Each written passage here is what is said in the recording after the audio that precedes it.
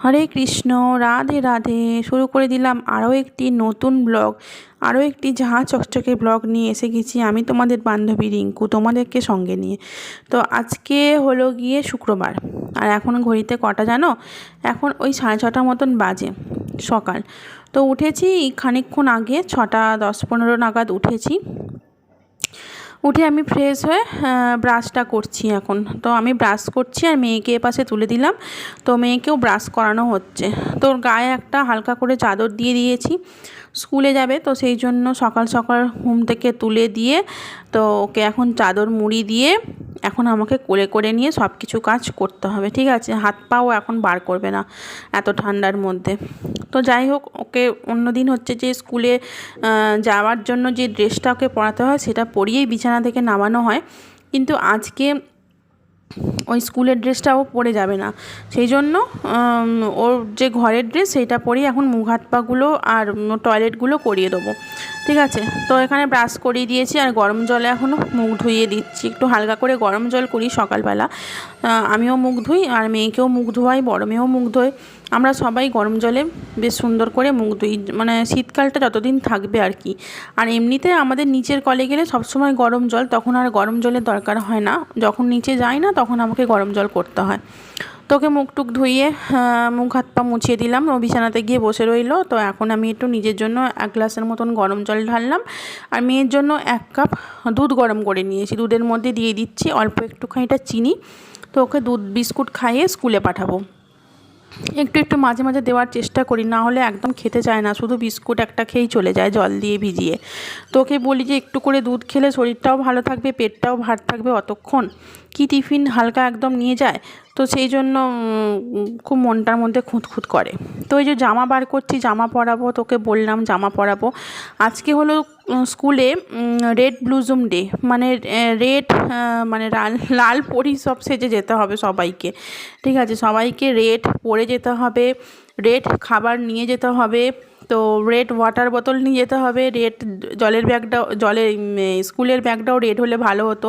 সব কিছু red red red, সেই যতক্ষণ স্কুলে থাকবে সব কিছু রেড, ঠিক আছে? তো এরকম একটা ওদের বারে বারে হয়, একবার হোয়াইট ব্লুজুম ডে হয়, একবার পিঙ্ক ব্লুজুম ডে হয়, একবার ইয়েলো ব্লুজুম ডে হয়, একবার রেড ব্লুজুম ডে হয়। তো আজকে হচ্ছে রেড ব্লুজুম ডে, তো ওই জন্যে রেড জামা কাপড়গুলো পরিয়ে দিচ্ছি। আর এই যে একটা রেড সোয়েটারের ওপরে আর রেড জামাটা পরিয়ে দিলাম। সব কিছু আমার কাছে অ্যাভেলেবেল ছিল, কিছু কিনতে হয়নি। তো এই যে পরিয়ে দিলাম। আর স্কুলের মোজা পরতে হবে, স্কুলের প্যান্ট পরতে হবে, স্কুলের আইডি কার্ড গলায় ঝুলোতে হবে। এইগুলো রেড নয়, ঠিক আছে? এটা স্কুলের যেটা কালার সেই কালারটা দিয়েই করতে হবে। তো ওখানে মোজা টোজা পরিয়ে দিচ্ছি আর প্যান্ট ট্যান্টগুলো পরিয়ে দেবো, সব কিছু পরিয়ে রেডি করে দেবো। তো এখন প্রায় ঘড়িতে 7টা বাজতেই যায়, করতে করতে এটা করতে করতে সেটা করতে করতে ওটা করতে করতে প্রায় ঘড়ির কাঁটা 7টা বাজে বাজে করছে। তোকে আগে রেডিটা করিয়ে দিই, তারপরে বিস্কুট জল খাওয়াবো। আর চুলের গার্ডারটাও কিন্তু লাল গার্ডার দিয়ে বাঁধতে হবে, ঠিক আছে? বেশ সুন্দর করে প্রিন্সেস করে সুইটি কুইটি করে পাঠাতে হবে। আদার্স কোনো সাজগোজ নয়, কিন্তু ওই যেতটুকু মানে যতটুকু পরবে ততটুকু যেন লালের ওপরেই থাকে। তো মুখে ক্রিম টিম মাখিয়ে দিলাম আর এখন চিরুনি দিয়ে চুলটা আঁচড়ে দিচ্ছি, আঁচড়ে দিয়ে চুলটা সুন্দর করে বেঁধে দেবো, ঠিক আছে? তো এই যে দেখো, চুলটা আমি আঁচড়ে আঁচড়ে তুলে দিলাম, তুলে এখন সুন্দর করে গার্ডার দিয়ে একেবারে ঝুঁটি করে বেঁধে দেবো, মানে সুন্দর প্রিন্সেসের মতন দেখতে লাগে, ঠিক আছে? আর টুপি পরাতে হবে না, বাসে করে যাবে, টুপি তো পরাতে হবে, টুপি না পরালে দেখতে ভালো লাগবে না। তো এই যে মুখে ক্রিমটা একদম সুন্দর করে লাগিয়ে দিলাম। ওর হাতে দিয়েছিলাম প্রথমে, ভালো করে মাখতে পারেনি। তো দেখো এই যে আমার কুইটি ফুইটি রেডি হয়ে গেছে। তো ওকে এবার বাসের জন্য নিচে নিয়ে চলে যাব, আগে দুধটা খাওয়াই তারপর। তো এই যে লাল ড্রেস পরে বেশ কয়েকটা ছবি তুলে নিলাম, যেহেতু রেড ব্লুজুম ডে আমি এইভাবে জামা কাপড় পরিয়ে ছবি তুলে নিই আর কি। আর এই যে টিফিনে কি দিচ্ছি দেখো, টিফিনে আজকে দিতে হবে যেহেতু রেড, তাই হেতু রেড ভেলভেট কেকটা দিয়ে দিলাম, পেস্ট্রিটা, আর দিয়ে টিফিন বক্সটা অফ করে দিলাম। আর ওয়াটার বোতলটা একটু রেড রেড আছে সামান্য, তো এটা হলে চলে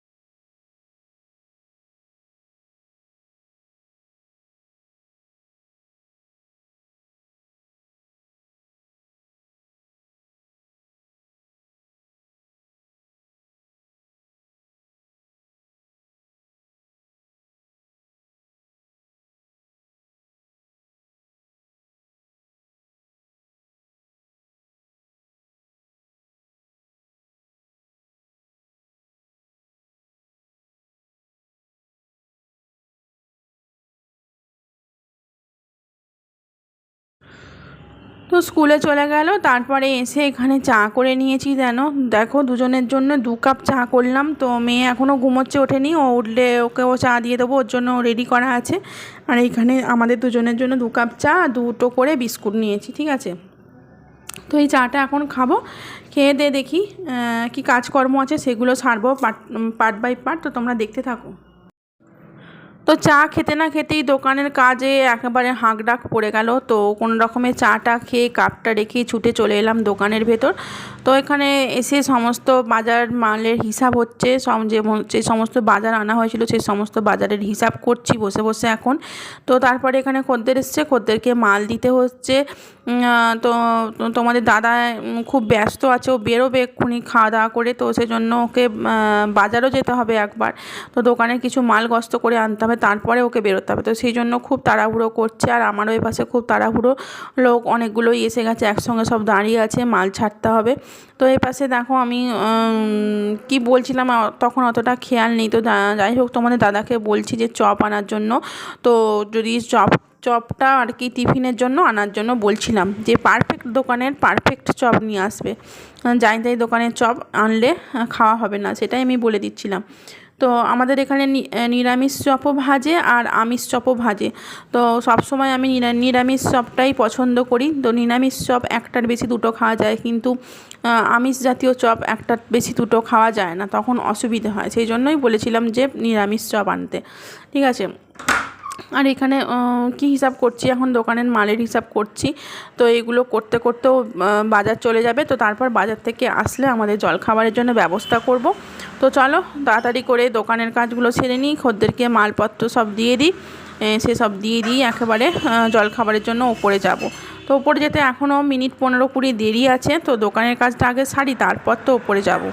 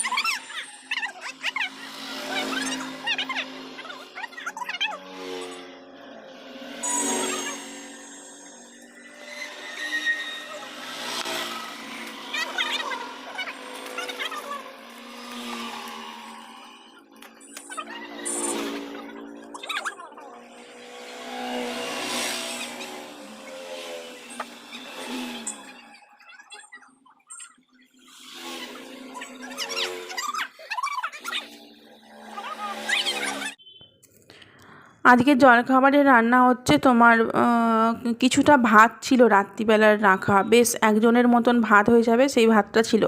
রাত্রিরে যেহেতু গরম ভাত করেছিলাম, সেহেতু গরম ভাতটা আমি আর বাইরে বার করে দিইনি আর কি, মানে নষ্ট করিনি, রেখে দিয়েছি। তো সেই জন্য বেশ অনেকটাই ভাত ছিল। ভাবলাম যে ভাতটা তো কিছু একটা গতি করা যেতেই পারে। তার সঙ্গে রয়েছিল বেশ খানিকটা ডিমের ঝোল। তো তোমাদের দাদা যেহেতু খেয়ে বেরোবে, ওই জন্য ভাবলাম যে তাহলে মুড়িটা বাদ দিয়ে ওকে যদি ভাতটা ভাজা করে দিই, তাহলে খেয়ে দিয়ে যেতে পারে। আর যে ভাতটুকু আছে হয়তো তোমাদের দাদার খেয়ে এক মুঠো বেশি থাকবে, আমার মেয়েরও হয়ে যাবে। তো সেই জন্য আমি ভাতটা ভাজা করছি এখানে। আলু, পেঁয়াজ আর ডিম, কাঁচা লঙ্কা, কালো জিরে এইসব দিয়ে ভাতটাকে ভাজা ভাজা করে নেবো। ভাজা ভাজা করে দুজনের জন্য 2 ভাগ করে 2টো জায়গায় ঢেলে দেবো, খাওয়া হয়ে যাবে। আর এই ভাত ভাজাটা ঠিক আছে, আমি না আগে একদম করতে পারতাম না। আসলে ভাতটা যে রাত্রিরে মানে বেঁচে গেলে সেটা যে পরের দিনে জলখাবারে এইভাবে রান্না করে চালানো যায়, সেটা না আমার আগে কোনোদিনও ধারণা ছিল না। আসলে আগে এই জিনিসটা কোনোদিন খাইনি। কিন্তু ইউটিউবে দেখেছি যে বাসি ভাত বা ভাত রয়ে গেলে সেই ভাতটাকে কীভাবে ব্যবহার করতে হয়, তো সেইগুলো দেখে দেখে এগুলো শেখা। আর রান্না করে খেয়েও দেখেছি যে খুব একটা অখাদ্য লাগে না, বেশ ভালোই লাগে, তবে অবশ্যটা গরম গরম খেলে ভীষণই ভালো লাগে। তো এটা একটা ফ্রাইড রাইসের কাজ করে যায়। তো এর মধ্যে বেশ মানে অনেক কিছু দিইনি, যদিও আলু পেঁয়াজ আর ডিম দিয়েছি, বেশি মশলা জাতীয় সকালবেলাটা অতটা ভালো লাগবে না। আর নামানোর সময় একটু গোলমরিচ ছিটিয়ে দিয়েছিলাম, বেশ সুন্দর লাগছিলো, টেস্ট লাগছিলো। আর এখানে ডিমের ঝোলটা গরম করছি। ডিমের ঝোলটাকে 3খানা ডিম আছে, তো 2খানা তোমাদের দাদাকে দিয়ে দেবো আর 1খানা দিয়ে দেবো মেয়েকে। হয়ে গেলে হয়ে যাবে, তরকারিটাও উঠে যাবে, তো ওদের পেটটাও খুব সুন্দর ভরে যাবে, বেশ দুপুর অবধি না খেলেও চলবে।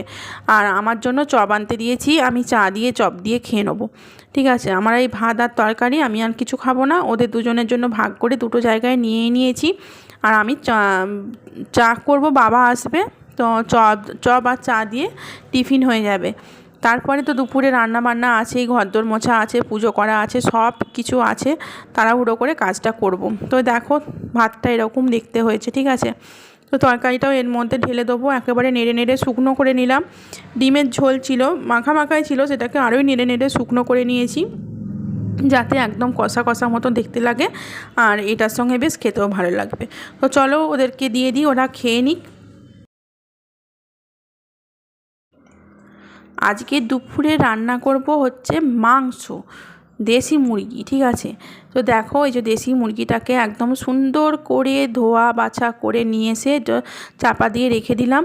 তো খুব তাড়াহুড়ো করে কাজ করছি আজকে, তাড়াহুড়ো মানে এত তাড়াহুড়ো, মাথা এমনিতে ধকধক করছে, যন্ত্রণা করছে, এত তাড়াহুড়ো করে কাজ করতে হচ্ছে। আর এই মাংসটা আমি অর্ডার দিয়ে কাটিয়ে এনেছি, ঠিক আছে। এত মাংস খেতে ইচ্ছা হচ্ছিল, নিজে অর্ডার দিয়ে কাটিয়ে এনেছি। আর এইখানে করছি মাংসর জন্য আলু ভাজা। রান্নাটাও খুব তাড়াতাড়ি বসিয়ে দিলাম, ঘড়িতে এখন বাজে বেলা 1:45, ঠিক আছে। এত তাড়াতাড়ি রান্না বসিয়েছি যে বলার কথা নয়। আর এখানে মেয়ে আমাকে একটুখানিটা আনাজপাতি কেটে সাহায্য করছে, পেঁয়াজ আদা রসুন এইগুলো কেটে দিচ্ছে, যাতে আমি খুব তাড়াতাড়ি রান্নাটা বসাতে পারি আর ওরা ঠিক সময়ে একটু খেতে পারে। তো চলো রান্না করে নিই।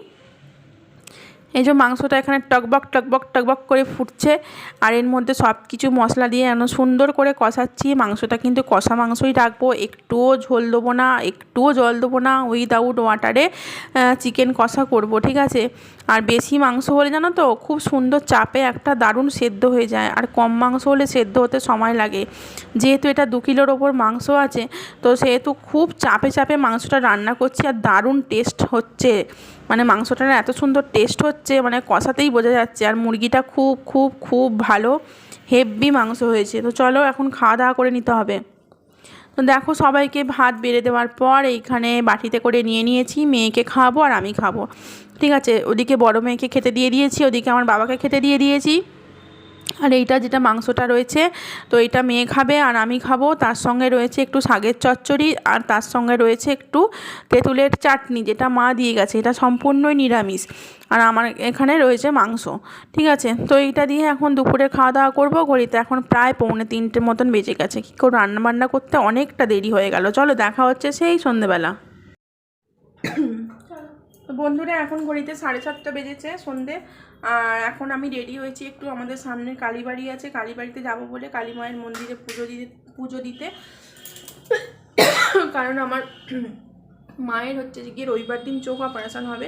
তো আমাদের এখানে যে কোনো কাজ করতে যাওয়ার আগে মায়ের কাছে জানিয়ে তারপরে যাওয়া হয়। তো সেই জন্য মায়ের চোখ অপারেশন করার জন্য মায়ের কাছে জানাতে যাব। তো এই তো বেরিয়ে পড়েছি, আর এখানে মেয়েও রেডি হয়েছে, মেয়েও বেরিয়েছে, তো একটু ফুচকা খেতে যাবে সেই জন্য। আর এদিকে তো ছোটো মেয়ে কিন্তু জানে না যাচ্ছি বলে, ও নাহলে জানলে কান্নাকাটি করবো, গিয়েই যাচ্ছি, ঠিক আছে। তো চলো এখন যাই, 8টা তো বাজেই যায়, নাহলে মায়ের মন্দির আবার বন্ধ হয়ে যাবে। চলো চলো। তো বন্ধুরা দেখো এই যে মায়ের কাছে চলে এসেছি, এটা আমাদের খালোর কালীবাড়ির জাগ্রত মা, ঠিক আছে। তো এখানে এলাম পুজো দেবো এখন সন্ধেবেলা। আজকে তো শুক্রবার, ওই জন্য ভিড়টা একটু কম আছে, যেহেতু প্রায় 8টা মতন বাজতে যায়। তো এখানে পুজো দিয়ে দিলাম, মায়ের নামে পুজো দিলাম। তো মেয়ের পরীক্ষা 2 দিন পরে, মেয়ের নামেও পুজো দিয়ে দিলাম, সবার নামে এখানে পুজো দিয়ে দিলাম। তো পুজো দিয়ে প্রসাদ নিয়ে একেবারে ঘরে চলে যাব। তো একটু মাকে দর্শনও হলো, পুজো দেওয়া হলো, বেশ সুন্দর লাগছে। আর আমাদের মাকে দেখো যারা দেখবে তাদের সবাইয়েরই খুব পছন্দ হবে। ঠিক আছে, তো চলো বাড়ি যাই। বাড়িতে চলে এসেছি বন্ধুরা, আর সবাইকে খেতে দেবো। যেটা রান্না হয়েছিল দুপুরবেলা সেটাই এবেলা খাওয়া হবে। খাওয়া দাওয়া করে আমরা সবাই ঘুমোবো। মেয়ে এখন পড়ছে। তো চলো দেখা হচ্ছে আগামীকাল নতুন আরও একটি ভিডিওতে। সবাইকে হরে কৃষ্ণ, রাধে রাধে, টাটা।